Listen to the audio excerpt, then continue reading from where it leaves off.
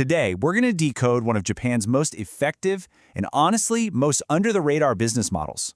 We're talking about a concept that can turn a simple roadside stop into a powerful engine for regional economic revival. It's a model so successful, strategists all over the world are starting to pay very close attention. You see this question all the time on forums like Reddit. And, it's more than just traveler envy.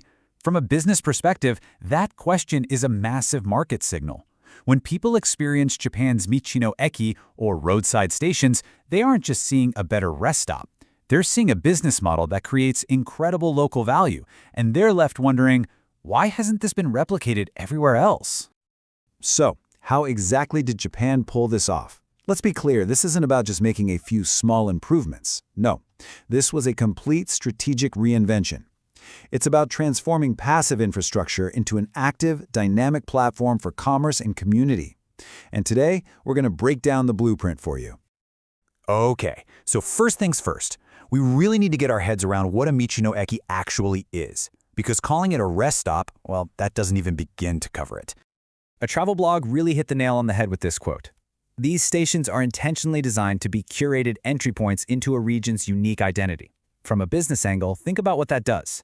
It shifts the entire customer journey from a passive transit, just driving by, to an active and, most importantly, a monetizable experience.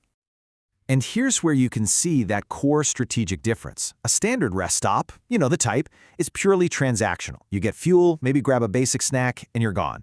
But a Michi-no-Eki is completely different. It's relational. It's a marketplace, a cultural hub, a tourist gateway, and a community center all rolled into one. The entire design is meant to build a real, lasting connection between the traveler and the local area. This really shows that multifunctional hub model in action. Just think of it as a totally integrated ecosystem. You've got direct-to-consumer markets with fresh local produce, restaurants serving hyper-local cuisine you can't get anywhere else, and of course, comprehensive tourist information centers. Some of them even integrate high-value attractions like hot springs or lodging, literally turning a quick stopover into a destination in its own right. And these aren't just charming little anecdotes, you guys. These are highly targeted business strategies. In Saga Prefecture, for instance, a Michi-no-Eki monetizes the region's famous hot springs. In Iga, a station leverages the area's deep history with ninjas to create a completely unique tourist experience. This is what we mean when we talk about hyperlocalization as a real competitive advantage. So, how does this all work from a business point of view? What's holding it all together? Let's dig into the underlying strategy and see how this builds into such a coherent and powerful model. Okay. So the success of this entire model really rests on three strategic pillars. First, you have curate. That's all about identifying and showcasing a region's most unique assets. Second is integrate, combining retail, food, tourism, and culture into one seamless hub. And finally, and this one is absolutely critical, collaborate, building deep, symbiotic partnerships with local producers, artisans, and businesses. And this brings us to the core concept. We call it the regional platform strategy. Look, this isn't just about selling some local goods from a single storefront.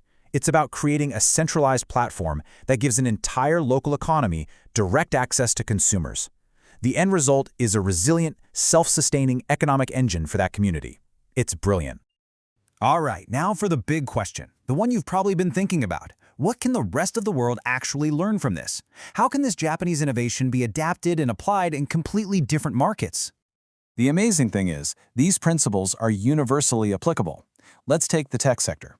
Resource curation could translate to a platform that aggregates unique regional data. Functional integration?